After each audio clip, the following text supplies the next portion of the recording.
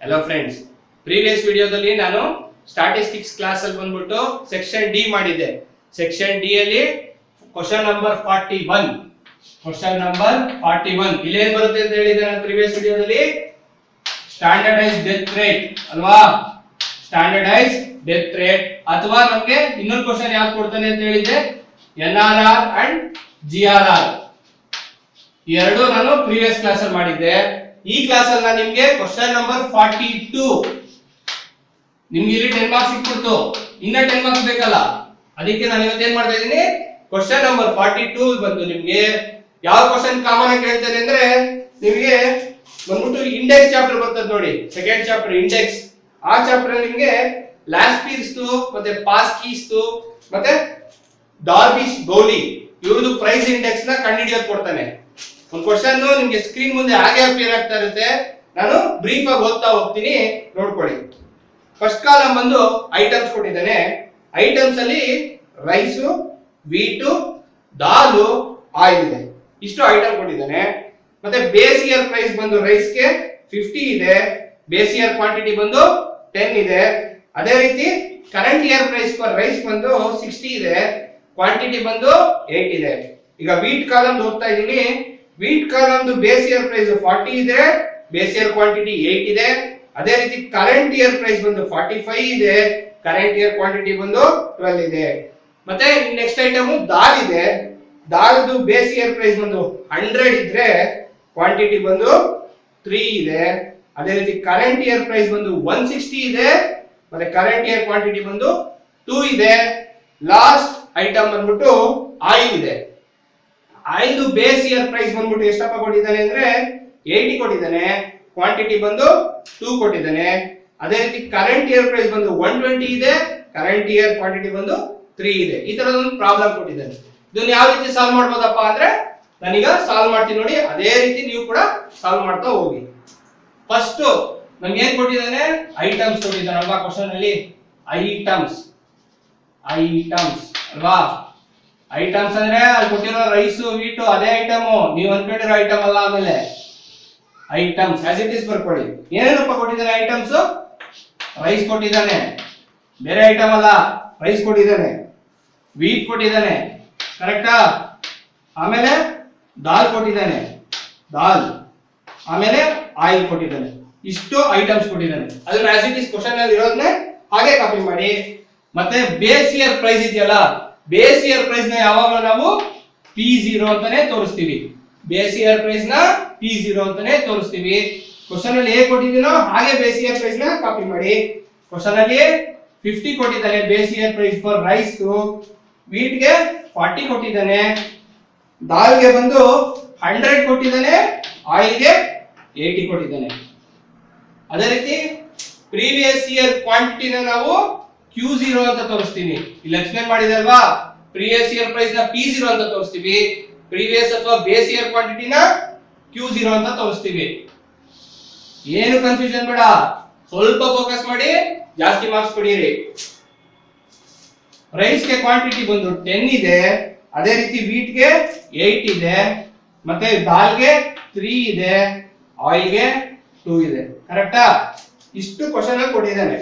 ಮತ್ತೆ ಇನ್ನ ಎರಡು ಕಾಲಮ್ ಯಾವ್ದಾಗ ಕೊಡ್ತೀರಪ್ಪ ಅಂದ್ರೆ ಕರೆಂಟ್ ಇಯರ್ ಪ್ರೈಸ್ ಮತ್ತೆ ಕರೆಂಟ್ ಇಯರ್ ಕ್ವಾಂಟಿಟಿ ಇದೆಯಲ್ಲ ಅದನ್ನ ಹಾಗೆ ಹಾಕೊಳ್ಳಿ. ಕರೆಂಟ್ ಇಯರ್ ಪ್ರೈಸ್ ಬಂದಾಗ ನಾವೇನ್ ಮಾಡ್ತೀವಿ, P1 ಅಂತ ಹಾಕೊಳ್ತೀವಿ. ಬೇಸ್ ಇದ್ದಾಗ P0, ಕರೆಂಟ್ ಇದ್ದಾಗ P1. ಅರ್ಥ ಆಯ್ತಲ್ವಾ. ಈ ಕಾಲಮ್ ಕ್ವಶನ್ ಅಲ್ಲಿ ಏನ್ ಕೊಟ್ಟಿದ್ದೀನೋ ಹಾಗೆ ಹಾಕೊಳ್ಳಿ. ಕರೆಂಟ್ ಇಯರ್ ಪ್ರೈಸ್ ಏನಿದೆ ರೈಸ್ಗೆ 60, ಕರೆಂಟ್ ಇಯರ್ ಪ್ರೈಸ್ 60 ಇದೆ, ವೀಟ್ 45 ಇದೆ ಅಲ್ವಾ.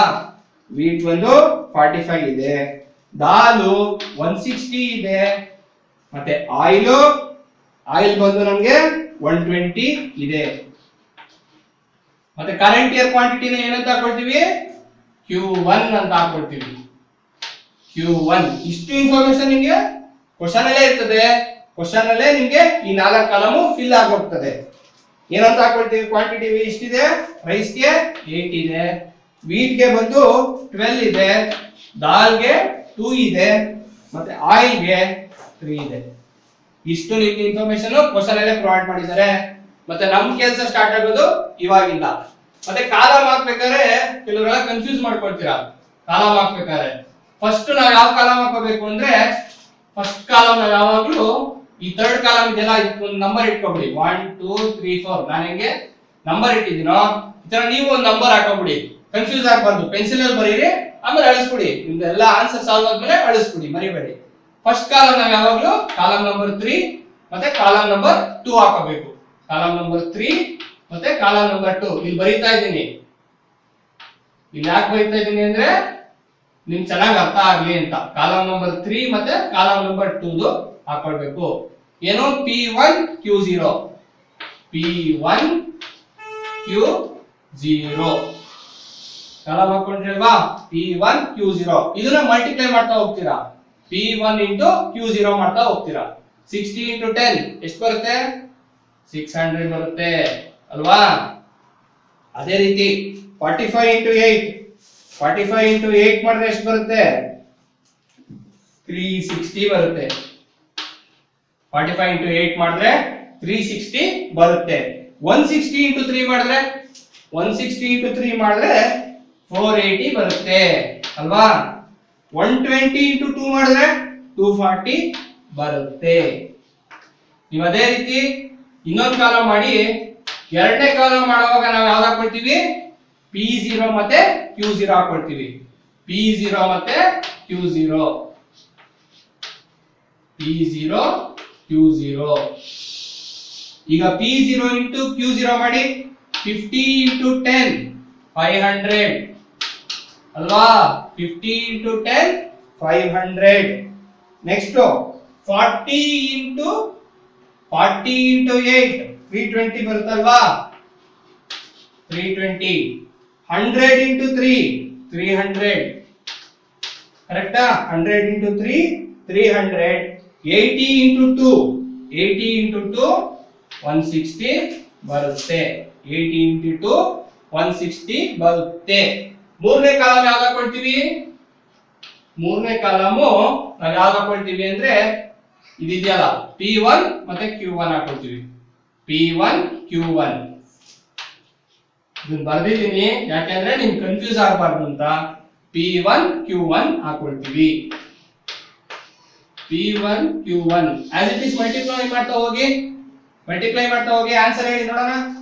60 into 8 ಎಷ್ಟಾಗುತ್ತೆ? 480 ಬರುತ್ತೆ ಅಲ್ವಾ. 60 into 8 ಬಂದು 480 ಬರುತ್ತೆ. 45 into 12 ಮಾಡಿ ಎಷ್ಟು ಬರುತ್ತೆ? 45 into 12 ಮಾಡಿದ್ರೆ 540 ಬರುತ್ತೆ. 540 ಬರುತ್ತೆ. 160 into 2 ಮಾಡಿ ಎಷ್ಟು ಬರುತ್ತೆ? 320 ಬರುತ್ತೆ. ಅದೇ ರೀತಿ 120 into 3 ಮಾಡಿದ್ರೆ 360 ಬರುತ್ತೆ ಅಲ್ವಾ. ಇನ್ನ ಒಂದು ಕಾಲ ಮಾಡ್ಕೋಬೇಕು ನಾವು. ಟೋಟಲ್ 4 ಕಾಲ ಮಾಡ್ಕೊಳ್ತೀವಿ. ನಿಮ್ಗೆ ಕನ್ಫ್ಯೂಸ್ ಆಗಬಾರ್ದು ಅಂತ ನಾನು ಕಾಲಮ್ಗೆ 1 2 3 4 ಅಂತ ಹೆಸರಿಟ್ಟಿದ್ದೀನಿ. ನೀವು ಬೇಕಾದ್ರೆ ABCD ಅಂತ ಏನಾದ್ರು ಹಾಕೊಳ್ಳಿ, ಕನ್ಫ್ಯೂಸ್ ಆಗುತ್ತೆ ಅಂದ್ರೆ. ಈಗ ನಾನು 1 2 3 4 ಅಂತ ಹೆಸರಿಟ್ಟು ಅದನ್ನೇ ಹೇಳ್ತಾ ಇದ್ದೀನಿ. ಇನ್ನ ಒಂದು ಕಾಲಮ್ ಯಾವ್ದಪ್ಪ ಮಾಡ್ಕೊಳ್ತೀವಿ ಅಂದ್ರೆ ಈ ಕಾಲಮ್ ನಂಬರ್ 1 ಇದೆಯಲ್ಲ P0 ಇದು ಮತ್ತೆ ಕಾಲಮ್ ನಂಬರ್ 4 Q1 ಇದನ್ನ ಮಾಡ್ತೀವಿ.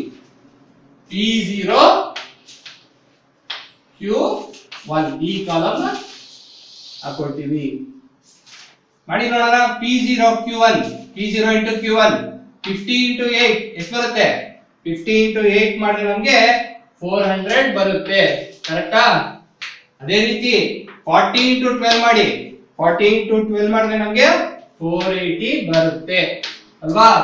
ಅದೇ ರೀತಿ 100 into 2 ಮಾಡಿದ್ರೆ 200 ಬರುತ್ತೆ. ಅದೇ ರೀತಿ 80 into 3 ಮಾಡಿದ್ರೆ 240 ಬರುತ್ತೆ. 80 into 3 240. ಲಾಸ್ಟ್ ಅಲ್ಲಿ ನಾವೇನ್ ಮಾಡ್ತೀವಿ? ಟೋಟಲ್ ಮಾಡ್ತೀವಿ ಅಲ್ವಾ ಸರ್. ಟೋಟಲ್ ಮಾಡ್ತೀವಿ. ಟೋಟಲ್ ಮಾಡ್ಬೇಕಾದ್ರೆ ನಾವು ಯಾವ ಕಾಲಮ್ ಮಾತ್ರ ಮಾಡ್ಕೋಬೇಕು ಅಂದ್ರೆ ಇಲ್ಲಿ ಕಂಡಿಟ್ಕೊಂಡ್ವಿ ಅಲ್ವಾ ನಾವು. P1 Q0 P0 Q0 P1 Q1 Q0 Q1 ಈ 4 ಕಾಲಮ್ ಮಾತ್ರ ನಾವು ಟೋಟಲ್ ಮಾಡ್ತೀವಿ. ಇನ್ನು ಮಿಕ್ಕಿದ ಕಾಲಮ್ಗೆ ಟೋಟಲ್ ಅವಶ್ಯಕತೆ ಇಲ್ಲ, ಮಾಡಿದ್ರೆ ಸುಮ್ಮನೆ ಟೈಮ್ ವೇಸ್ಟ್ ಆಗ್ತದೆ. ಇನ್ನು ಮಿಕ್ಕಿದ ಕಾಲಮ್ಗೆ ಟೋಟಲ್ ಅವಶ್ಯಕತೆ ಇಲ್ಲ. ಅರ್ಥ ಆಯ್ತಲ್ವಾ? ಮಾಡಿ ಟೋಟಲ್ ನೋಡೋಣ. ಕ್ಯಾಲ್ಸಿ ಇದೆಯಲ್ಲ ನಿಮ್ಮ ಹತ್ರ, ಎಲ್ಲ ಸೇರಿಸಿ ಕೂಡಿಸಿ ನೋಡೋಣ. ಕೂಡಿದ್ರೆ ಎಷ್ಟು ಬರುತ್ತೆ? ಈ ಕಾಲಮ್ ಅಲ್ಲಿ ನಿಮ್ಗೆ 1680 ಬರುತ್ತೆ. P0 Q0 ಕಾಲಮ್ 1280 ಬರುತ್ತೆ. P1 Q1 ಕಾಲಮ್ ನ ನೀವು ಟೋಟಲ್ ಮಾಡಿದ್ರೆ 1700 ಬರುತ್ತೆ. ಅದೇ ರೀತಿ ನೀವು ಲಾಸ್ಟ್ ಕಾಲಮ್ P0 Q1 ಆ ಕಾಲಮ್ ನ ಟೋಟಲ್ ಮಾಡಿ 1320 ಬರುತ್ತೆ. ಇಷ್ಟು ಬರುತ್ತೆ. ಕರೆಕ್ಟ್ ಇದೆ ಅಲ್ವಾ? ಟೋಟಲ್ ಏನಾದ್ರು ತಪ್ಪಿದ್ಯಾ? ಕರೆಕ್ಟ್ ಇದೆ ಅಲ್ವಾ? ಕ್ಲೀನ್ ಆಗಿ ನೋಡ್ಕೊಳ್ಳಿ. ಇಷ್ಟು ಮಾಡಿದ್ರೆ ನಿಮ್ಗೆ 5 ಮಾರ್ಕ್ಸ್ ಸಿಗ್ತದೆ. 5 ಮಾರ್ಕ್ಸ್. ಮತ್ತೆ ಇನ್ನ 5 ಮಾರ್ಕ್ಸ್ ಏನ್ ಮಾಡ್ಬೇಕು ಅದನ್ನ ಮಾಡ್ತೀನಿ. ಇದನ್ನ ಕ್ಲೀನ್ ಆಗಿ ನೋಡ್ಕೊಳ್ಳಿ. ಏನು ಕನ್ಫ್ಯೂಷನ್ ಇಲ್ಲ ಅಲ್ವಾ? ಏನು ಡೌಟ್ ಇಲ್ಲ ಅಲ್ವಾ? ಕ್ಲೀನ್ ಆಗಿ ನೋಡ್ಕೊಳ್ಳಿ. ಯಾಕಂದ್ರೆ ನಾನು ಅರ್ಧ ರಬ್ ಮಾಡ್ತೀನಿ. ಈಗ ಕ್ವಶನ್ ಪಾರ್ಟ್ ಇತ್ತಲ್ಲ, ಇಲ್ಲಿವರೆಗೂ ಕ್ವಶನ್ ಪಾರ್ಟ್ ಇತ್ತಲ್ಲ, ಅದನ್ನ ರಬ್ ಮಾಡಿ ಮಿಕ್ಕಿದ್ನ ಎಕ್ಸ್ಪ್ಲೇನ್ ಮಾಡ್ತಾ ಹೋಗ್ತೀನಿ. ಏನು ಡೌಟ್ ಇಲ್ಲ ತಾನೆ? ಪಾಸ್ ಪ್ಲೇ ಮಾಡ್ಕೊಂಡು ನೋಡ್ಕೊಳ್ಳಿ. ಇನ್ ಮಿಕ್ಕಿದ 5 ಮಾರ್ಕ್ಸ್ ಏನ್ ಮಾಡ್ಬೇಕು ಅಂದ್ರೆ ಈಗ ನಾನು ತೋರಿಸ್ತೀನಿ. ಮಿಕ್ಕಿದ 5 ಮಾರ್ಕ್ಸ್ಗೆ ನೀವು ಇಷ್ಟು ಮಾಡಿದ್ರೆ ಸಾಕು, ನಿಮ್ಗೆ 5 ಮಾರ್ಕ್ಸ್ ಸಿಗ್ತದೆ. ಅವ್ರ ಕ್ವಶನ್ ಅಲ್ಲಿ ಏನಂತ ಕೇಳಿದ್ದಾರೆ, ನೀವು ಯಾರ ಇಂಡೆಕ್ಸ್ ಕಂಡುಹಿಡಿಯಬೇಕು ಅಂತ ಕೇಳಿದ್ದಾರೆ ಹೇಳಿ? ಲ್ಯಾಸ್ಪ್ರೀಸ್ ಕಂಡುಹಿಡಿಯಬೇಕು ಅಂತ ಕೇಳಿದ್ದಾರೆ. ಲ್ಯಾಸ್ಪ್ರೀಸ್ ಫಾರ್ಮುಲಾ ಏನ್ ಹೇಳ್ತದಪ್ಪ? ಲ್ಯಾಸ್ಪ್ರೀಸ್ ಇಂಡೆಕ್ಸ್ ಬರ್ಕೊಳ್ಳಿ. ಇದೇ ರೀತಿ ಲ್ಯಾಸ್ಪ್ರೀಸ್ ಇಂಡೆಕ್ಸ್ ಅಥವಾ ಲ್ಯಾಸ್ಪ್ರೀಸ್ ಅಂತಾನೆ ಬರೀರಿ. ಅವ್ರ ಫಾರ್ಮುಲಾ ಏನಪ್ಪಾ ಹೇಳ್ತದೆ ಅಂದ್ರೆ, ನೀವು ಈ ತರನಾದ್ರು ಬರೀಬಹುದು, ಅಥವಾ ಈ ತರ ಪ್ರೈಸ್ ಅಂತ ಹಾಕ್ಬಿಟ್ಟು ಮೇಲ್ಗಡೆ ಲ್ಯಾಸ್ಪ್ರೀಸ್ ಹೆಸರು ಎಲ್ ಅಂತ ಹಾಕಿ 01 ಅಂತಾದ್ರೂ ಬರೀಬಹುದು, ಅಥವಾ ಕಾಮನ್ ವರ್ಡಿಂಗ್ಸ್ ಅಲ್ಲಿ ಬರೆದ್ರೆ ಇನ್ನೂ ಅರ್ಥ ಆಗ್ತದೆ. ನಾನು ಈ ತರ ಯೂಸ್ ಮಾಡೋ ಬದಲು ನಿಮ್ಗೆ ಅರ್ಥ ಆಗ್ಲಿ ಅನ್ನೋ ಕಾರಣಕ್ಕೆ ಈ ತರ ಯೂಸ್ ಮಾಡ್ತಾ ಇದ್ದೀನಿ. ಲ್ಯಾಸ್ಪ್ರೀಸ್ ಇಂಡೆಕ್ಸ್ ಫಾರ್ಮುಲಾ ಏನ್ ಹೇಳ್ತದೆ ಅಂದ್ರೆ, P1 ಇದೆಯಲ್ಲ ಹೀರೋ first row, P1 Q0 sigma P1 Q0 divided by sigma P0 Q0. ಇದೇನಪ್ಪ ಸಿಗ್ಮಾ ಅಂದ್ರೆ? ಇಲ್ಲಿ ಬರುತ್ತಲ್ಲ total. Sigma is nothing but total of that row. Sigma P1 Q0 ಎಷ್ಟಿದೆ ಸರ್? 1680 ಇದೆ ಅಲ್ವಾ? ಅದೇ ರೀತಿ ಸಿಗ್ಮಾ P0 Q0 ಎಷ್ಟಿದೆ? ಸಿಗ್ಮಾ P0 Q0 ಏನಿದೆ? 1280 ಅಲ್ವಾ? ಇಂಟು 100 ಮಾಡಬೇಕು. ನಾನು ಇಲ್ಲಿ ಹೇಳೋದು ಮರ್ತ್ಬಿಟ್ಟೆ. ಇಂಟು 100 ಇದು ಇದರ formula, standard formula. Sigma P1 Q0 divide by sigma P0 Q0 into 100. ಇದು ಮಾಡಿದ್ರೆ ನಿಮಗೆ ಲ್ಯಾಸ್ಪ್ರೀಸ್ ಇಂಡೆಕ್ಸ್ ಸಿಕ್ಬಿಡ್ತದೆ. ಎಷ್ಟು ಬರ್ತದೆ? ಇಷ್ಟು ಮಾಡಿದ್ರೆ ನಿಮಗೆ ಕ್ಯಾಲ್ಕುಲೇಟ್ ಮಾಡಿದ್ರೆ ಎಷ್ಟು ಬರ್ತದೆ? 131.25 ಬರ್ತದೆ. ಅಂದ್ರೆ ಪ್ರೀವಿಯಸ್ ಬೇಸ್ ಇಯರ್ ಗಿಂತ ಈ ಇಯರ್ ನೀವು ಕಮೆಂಟ್ ಇಲ್ಲೇ ಮಾಡಿ. ಕಮೆಂಟ್ ಕೂಡ ಒಂದು ಮಾರ್ಕ್ ಇರ್ತದೆ. ಏನಂತ ಮಾಡ್ತೀರಾ? ಪ್ರೀವಿಯಸ್ ಇಯರ್ ಕಂಪೇರ್ ಮಾಡಿದ್ರೆ ಈ ಇಯರ್ಗೆ 31.25% ಇನ್ಕ್ರೀಸ್ ಆಗಿದೆ, ಇನ್ಫ್ಲೇಷನ್ ಆಗಿದೆ ಅಂತ ಕಮೆಂಟ್ ಮಾಡ್ತೀರಾ. ಇದಾದ್ಮೇಲೆ ನೀವು ಇನ್ಯಾರು ಮಾಡ್ಬೇಕು ಅಂತ ಕ್ವಶನ್ ಹೇಳಿದ್ದಾರೆ, ಪಾಸ್ಕೀಸ್ ಮಾಡಿ ಅಂತ ಹೇಳಿದ್ದಾರೆ. ಪಾಸ್ಕೀಸ್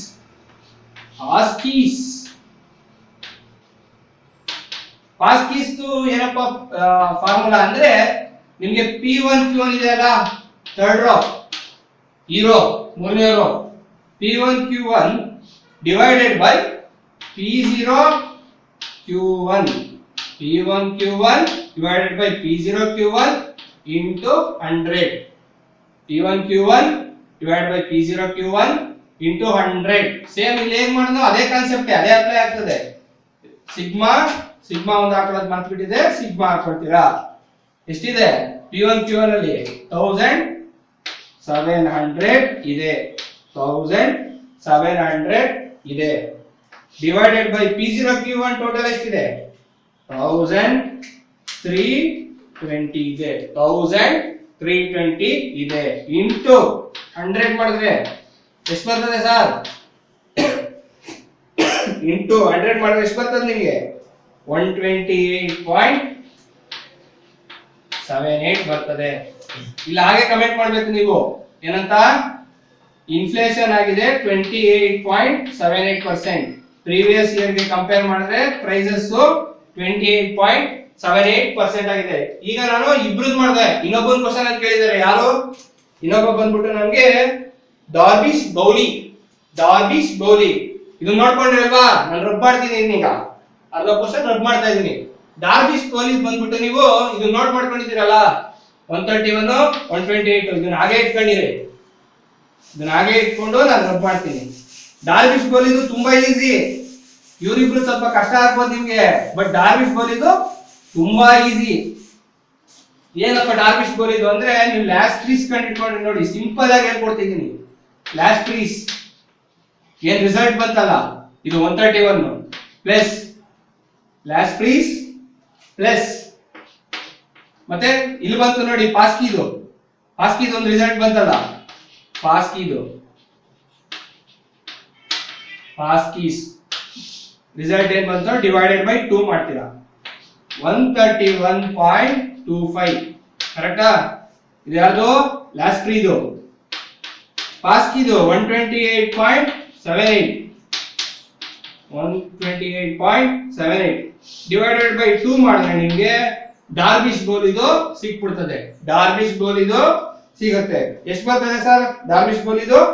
130.01. ಇದರ ಅರ್ಥ ಏನು? ನೀವು ಅದೇನಂತ ಕಮೆಂಟ್ ಮಾಡ್ತೀರಾ?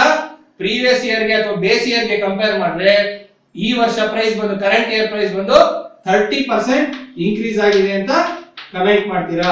ಕರೆಕ್ಟಾ? ಇನ್ ಕೇಸ್ ಇಷ್ಟೇ ಕೊಡೋದು ಅವ್ರು, ಆಕ್ಚುಲಿ 10 ಮಾರ್ಕ್ಸ್ ಗೆ ಇಷ್ಟು ಮಾಡಿದ್ರೆ ನಿಮ್ಗೆ 10 ಮಾರ್ಕ್ಸ್ ಸಿಕ್ಬಿಡ್ತದೆ. ಇನ್ನೇನಾದ್ರೂ ಅವರು ಜಾಸ್ತಿ ಬುದ್ಧಿ ಉಪಯೋಗಿಸಿ ಎಲ್ಲ ಟ್ವಿಸ್ಟ್ ಕೊಡ್ಬೇಕು ಅಂದ್ರೆ ನಿಮ್ಗೆ ಡಾರ್ಬಿಶ್ ಬೌಲಿ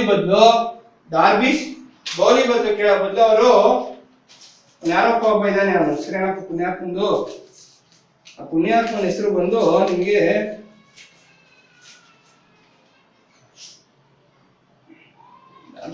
ಮಾರ್ಕಿನ್ ಎಡ್ಜೋ ಏನೋ ಬರುತ್ತೆ, ಅದು ಮಾರ್ಷಲ್ ಎಡ್ಜ್ವರ್ತ್.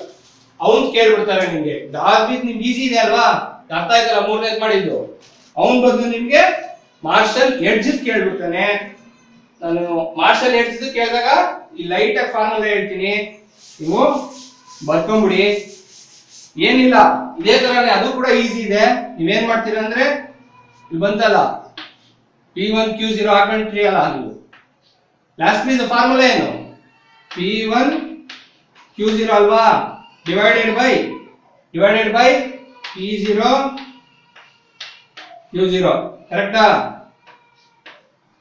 ಕರೆಕ್ಟ್ ಅಲ್ವಾ? P1Q0. ಮತ್ತೆ ಪಾಸ್ಕಿ ಫಾರ್ಮುಲಾ ಏನು? ಪಾಸ್ಕಿದು ಫಾರ್ಮುಲಾ P1Q1 ಇದೆ ಅಲ್ವಾ? ಪಾಸ್ಕಿದು ಫಾರ್ಮುಲಾ P1Q1 ಮತ್ತೆ ಡಿವೈಡೆಡ್ ಬೈ POQ1. ಕರೆಕ್ಟ್ ಅಲ್ವಾ? ಇದು ನಿಮ್ದು ಲಾಸ್ಟ್ ಫ್ರೀ ಫಾರ್ಮುಲಾ, ಇದು ಪಾಸ್ಕಿ ಫಾರ್ಮುಲಾ. ಇಷ್ಟು ಮಾಡಿ ನೀವು ಏನ್ ಮಾಡ್ತೀರಾ ಅಂದ್ರೆ ನ್ಯೂಮರೇಟರ್ ಇದೆ ಅಲ್ವಾ, ಇದು ನ್ಯೂಮರೇಟರ್ ಅಂತೀವಿ. ಅಪ್ಪರ್ ಪೋರ್ಷನ್ ನ್ಯೂಮರೇಟರ್ ಅಂತೀವಿ, ಲೋಯರ್ ಪೋರ್ಷನ್ ಡಿನಾಮಿನೇಟರ್ ಅಂತೀವಿ. ನ್ಯೂಮರೇಟರ್ ನ ಆಸ್ ಇಟ್ ಈಸ್ ಹಾಗೆ ಬರ್ಕೊಳ್ಳಿ. ಏನು ಇಂಟು ಮಾಡ್ತೀರಾ ಅಷ್ಟೇ. ನ್ಯೂಮರೇಟರ್ ಡಿನಾಮಿನೇಟರ್ ಇಂಟು ಮಾಡಿ ಡಿವೈಡೆಡ್ ಮಾಡಿದ್ರೆ ನಿಮ್ಗೆ ಮಾರ್ಷಲ್ ಎಡ್ಜ್ ಸಿಕ್ಬಿಡುತ್ತೆ. ನಿಮ್ಗೆ ಕೇಳೋದು ನಾರ್ಮಲ್ ಆಗಿ ಕೇಳಿರೋದು, ಮಾಡಲ್ ಪೇಪರ್ ಎಲ್ಲ ಕೇಳಿರೋದು ಲಾಸ್ಟ್ ಫ್ರೀದು ಮತ್ತೆ ಪಾಸ್ಕಿದು, ಮತ್ತೆ ಅವನ್ ಬಿಟ್ರೆ ಡಾರ್ಬಿಶ್ ಬೌಲಿ ಕೇಳ್ತಾರೆ. ಇದಾದ್ಮೇಲೆ ಬೇಕಾದ್ರೆ ನಾನು ಇನ್ನೊಂದು ಪ್ರಾಬ್ಲಮ್ ಸಾಲ್ವ್ ಮಾಡಿಸ್ತೀನಿ ನಿಮ್ಗೆ. ಈಗ ಇನ್ನೊಂದು ಪ್ರಾಬ್ಲಮ್ ಈಸಿ ಇದೆ, ನೀವು ಮಾಡಿ, ನನ್ನ ಜೊತೆಲೇ ಮಾಡ್ತಾ ಹೋಗಿ.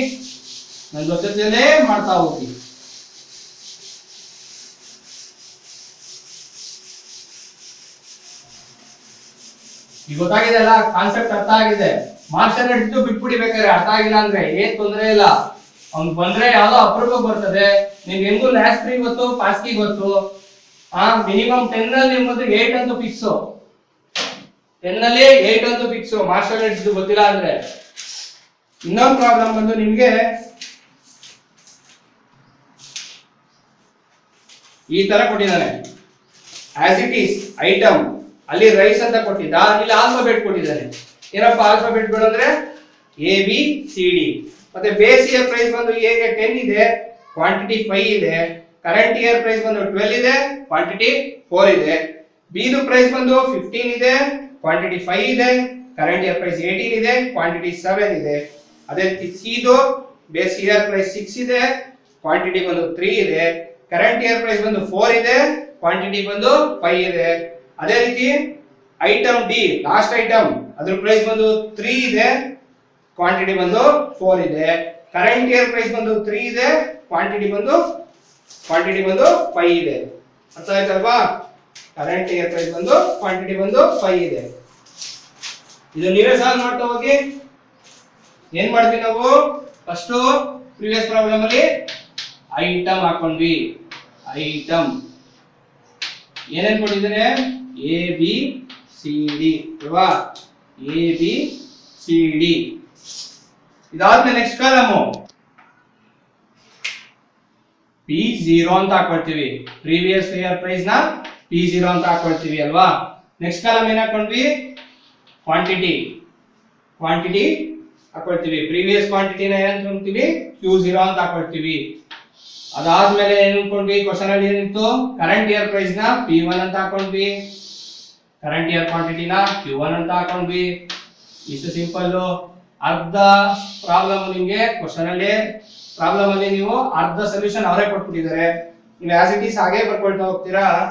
ಏನಿದೆ ನಿಮಗೆ? ಪ್ರೀವಿಯಸ್ ಇಯರ್ ಪ್ರೈಸ್ ಹೇಗೆ 10 ಇದೆ, ಬಿ ಗೆ 15 ಇದೆ, ಸಿ ಗೆ 6 ಇದೆ, ಡಿ ಗೆ 3 ಇದೆ ಅಲ್ವಾ? ಮತ್ತೆ ಕ್ವಾಂಟಿಟಿ ಏನಿದೆ? ಪ್ರೀವಿಯಸ್ ಇಯರ್ದು ಬೇಸ್ ಇಯರ್ದು 5 ಇದೆ, ಬಿ ಗೆ 8 ಇದೆ, ಅದೇ ರೀತಿ ಸಿ ಗೆ 3 ಇದೆ, ಡಿ ಗೆ ಬಂದು 4 ಇದೆ ಅಲ್ವಾ? ಮತ್ತೆ ಕರೆಂಟ್ ಇಯರ್ ಪ್ರೈಸ್ ಏನಿದೆ? ಹೇಗೆ 12 ಇದೆ, ಮತ್ತೆ ಬಿ ಗೆ 18 ಇದೆ, ಸಿ ಗೆ ಬಂದು ನಿಮಗೆ 4 ಇದೆ, ಡಿ ಗೆ ಬಂದು 3 ಇದೆ. ಮತ್ತೆ Q1 ಕರೆಂಟ್ ಇಯರ್ ಕ್ವಾಂಟಿಟಿ ಏನಿದೆ? 4 ಇದೆ. ಹೇಗೆ?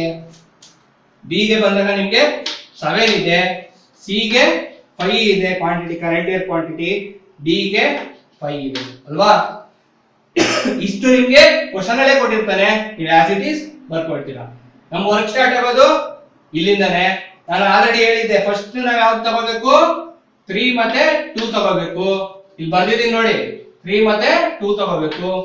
P1 Q0 P1 Q0 P1 Q0 ಮಾಡಿ ನೋಡೋಣ. P1 Q0 5 into 12 16 ಅಲ್ವಾ? 5 into 12 16. 18 into 8 18 into 8 ಎಷ್ಟು ಬರುತ್ತೆ? 18 into 8 ಮಾಡಿದ್ರೆ ನಮಗೆ 144 ಬರುತ್ತೆ. 144 ಬರುತ್ತೆ. ಅದೇ ರೀತಿ ಮಾಡ್ತಾ ಹೋಗಿ 3 into 4 12 ಬರುತ್ತೆ ಅಲ್ವಾ? 4 into 3 12 ಬರ್ತದೆ ಸೇಮ್. ನೆಕ್ಸ್ಟ್ ಕಾಲಮ್ ಯಾವ್ದು ಹಾಕೋಬೇಕು ಅಂತ ಹೇಳಿದೆ ನಾನು ನಿಮ್ಗೆ? 1 and 2 ಹಾಕೋಬೇಕು ಅಂತ ಹೇಳಿದೆ. ಹಾಕೊಳ್ಳಿ. P0 Q0 P0 Q0 P0 Q0 ಮಾಡಿ ಮಲ್ಟಿಪ್ಲಿಕೇಶನ್ ನೋಡೋಣ. ಎಷ್ಟು ಬರ್ತಾ ಹೋಗ್ತದೆ? 50 ಬರ್ತದೆ. ಆಮೇಲೆ 120 ಬರ್ತದೆ. ಅದಾದ ನಂತರ ಯಾವ್ದು ಬರ್ತದೆ? ಅದಾದ ನಂತರ ನಮಗೆ 18 ಬರುತ್ತೆ.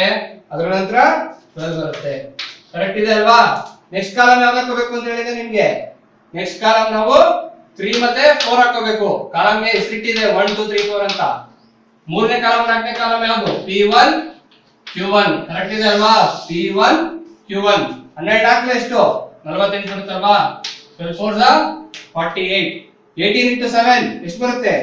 18 into 7 126 ಬರುತ್ತೆ ಅಲ್ವಾ?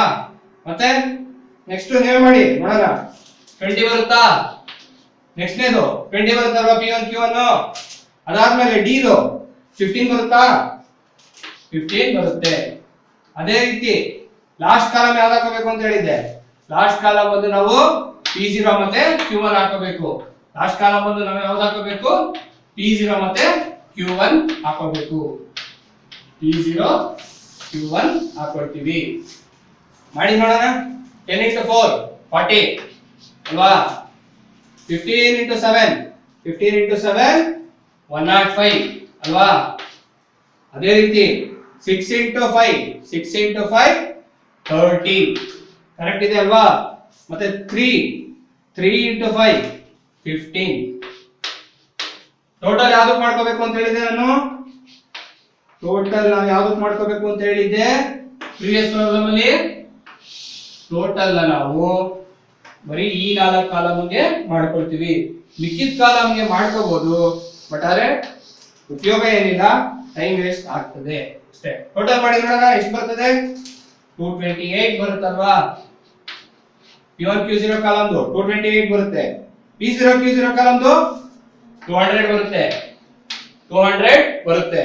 P1 Q1 ಕಾಲಮ್ದು P1 Q1 ಕಾಲಮ್ದು ನಿಮಗೆ 209 ಬರುತ್ತೆ.